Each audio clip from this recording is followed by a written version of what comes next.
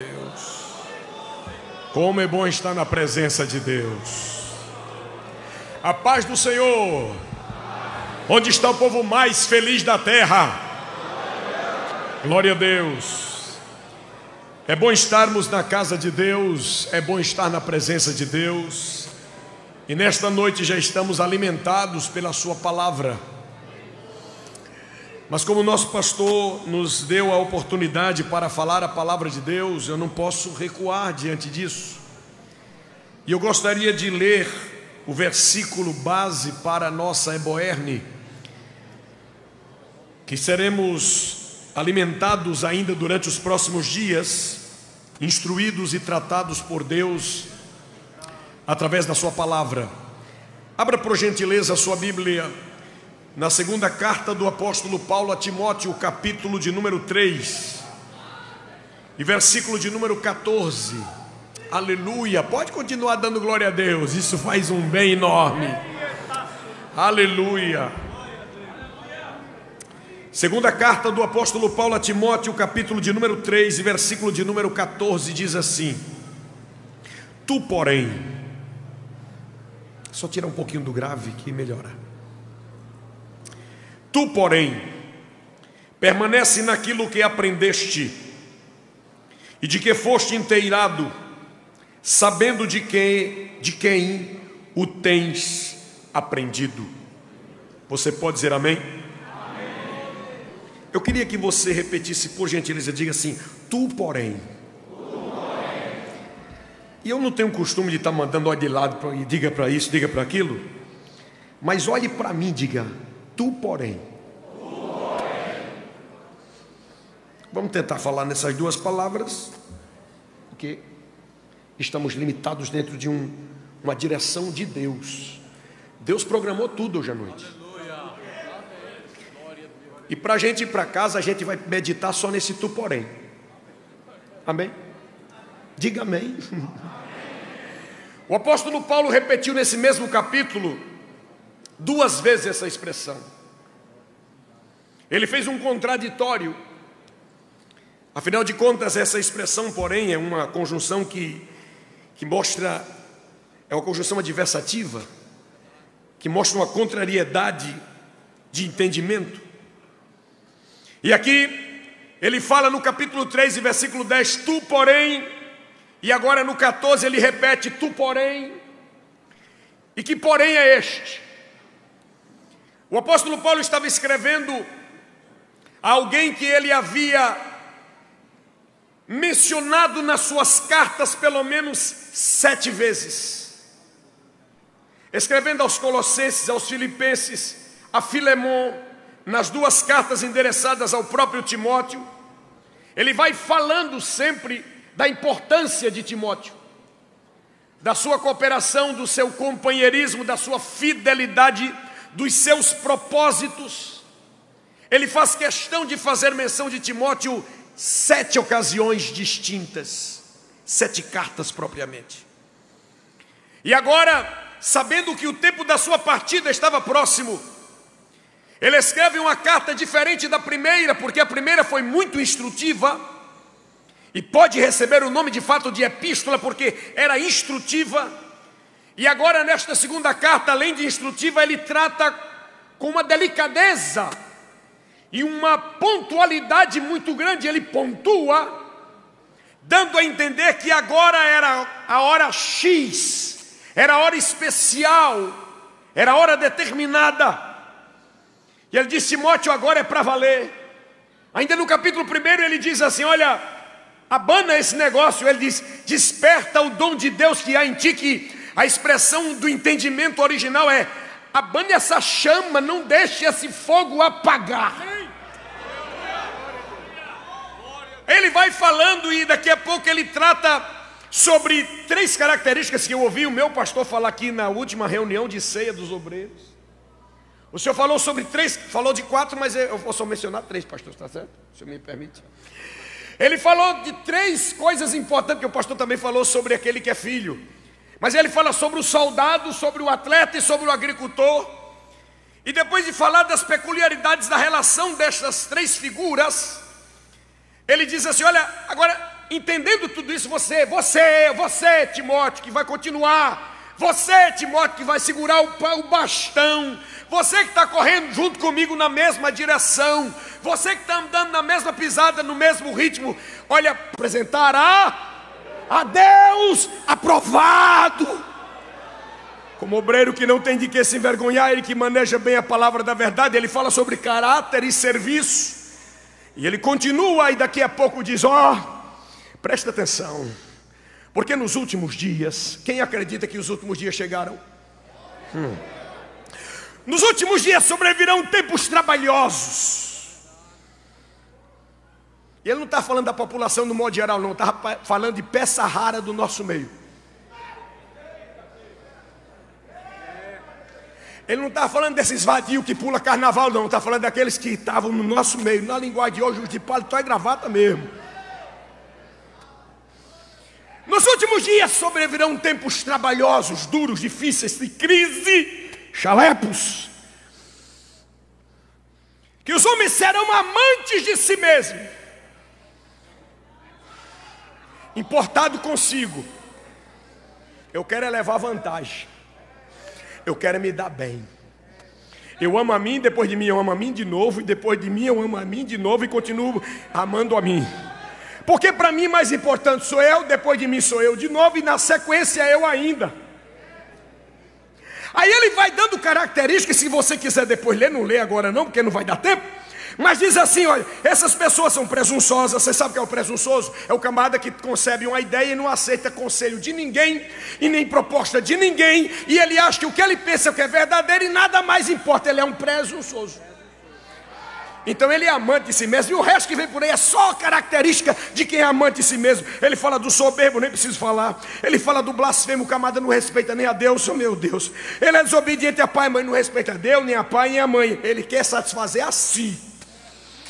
Ele é ingrato. Você vai falar que o ingrato ele é amante de si mesmo?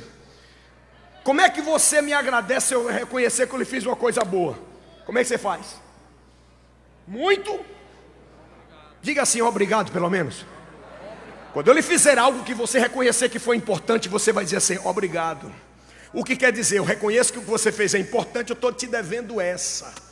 Mas o quem é amante de si mesmo não se importa com nada que ninguém faça. E o que quer que alguém faça não tem importância nenhuma. Por que você está falando isso, pastor? Aguarde. Aí ele vai dizendo assim, olha, o ingrato, ele é amante de si mesmo, profano. Quem não tem afeto natural, o irreconciliável, ele não tem acordo com ninguém.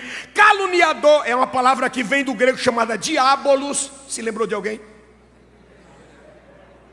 É a função dele.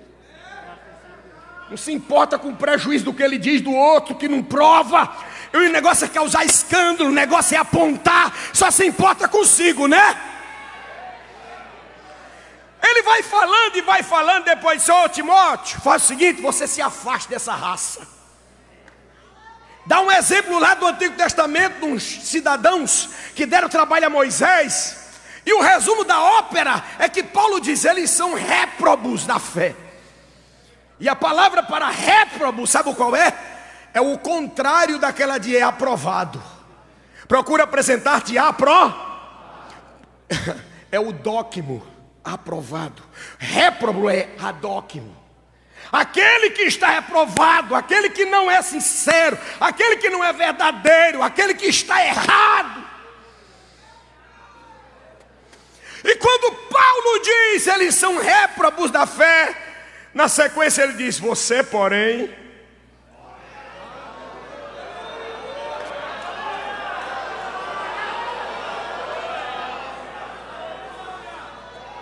Tem muito obreiro ruim pelo meio do mundo, mas os senhores foram consagrados a diáconos para não ser obreiro ruim, para ser diácono de verdade. O senhor foi ordenado, agora consagrado ao presbitério, não foi para ser um presbicho, foi para ser um presbítero mesmo. Tem gente ruim por aí, tu porém,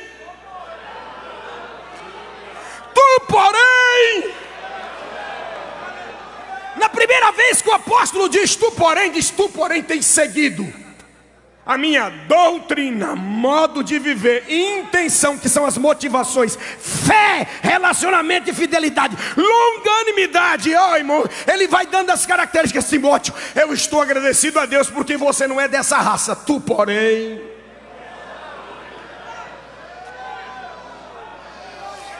aleluia, aleluia. Tu, porém. Aí ele vai falando da rindade de novo, de gente que não presta. Aí diz, tu, porém, de novo. Tu, porém, permanece naquilo que aprendeste. Timóteo, a sua referência é alguém que tem as costas rasgadas, é alguém que naufragou, é alguém que lutou, combateu o bom combate, acabou a carreira, mas guardou a fé. A sua referência, olha, você tem referência. Hoje à noite nós tivemos aqui representantes de homens com referência. Você tem referência.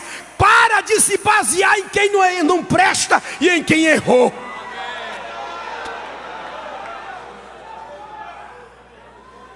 Irmãos, uma pessoa que é comprometida somente consigo é uma pessoa que está interessada em apenas alimentar-se. Ele não tem controle mais de nada, o negócio é se satisfazer. Eu quero trazer uma ilustração bíblica para já entregar o microfone. A Bíblia conta a história de dois irmãos gêmeos. Por pouco nasceu na frente, o outro foi atrás, e quem foi atrás já foi agarrado pelo calcanhar.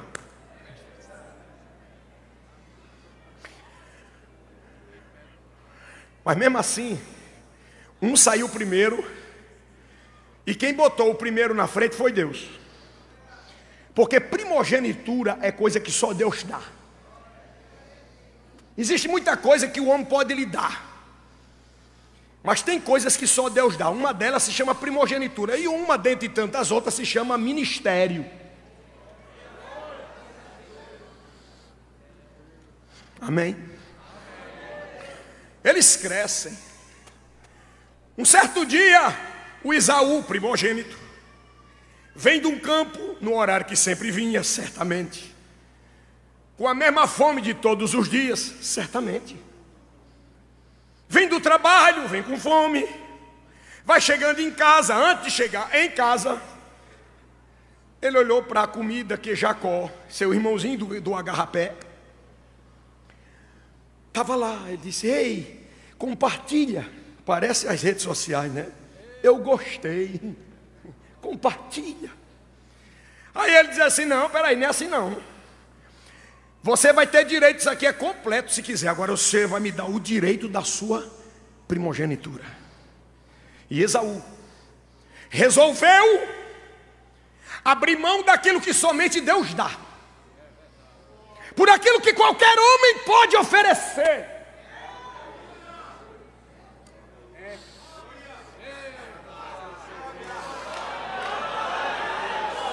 Reprovado. Ele procurou com lágrimas, o escritor aos Hebreus diz, mas não encontrou lugar.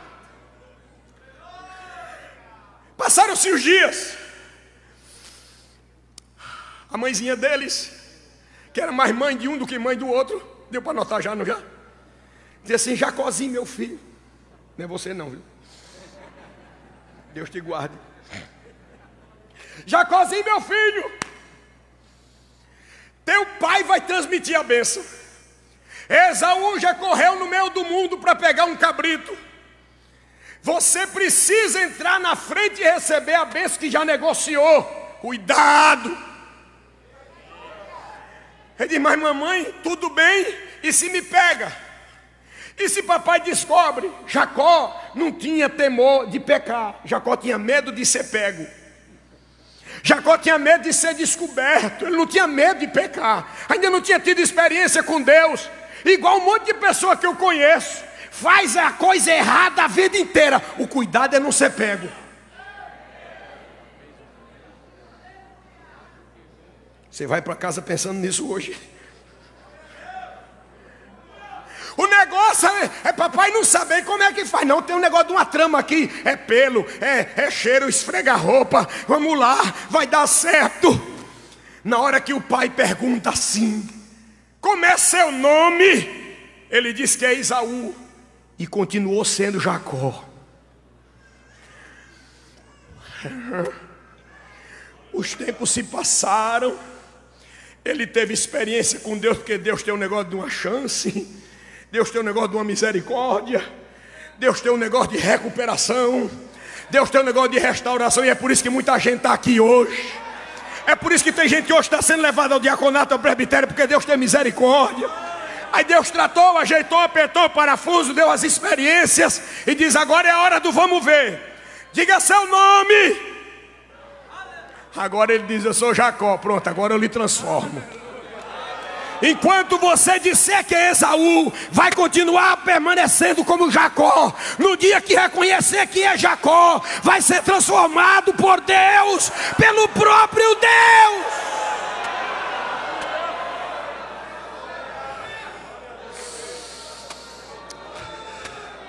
Tem muita gente reprovada.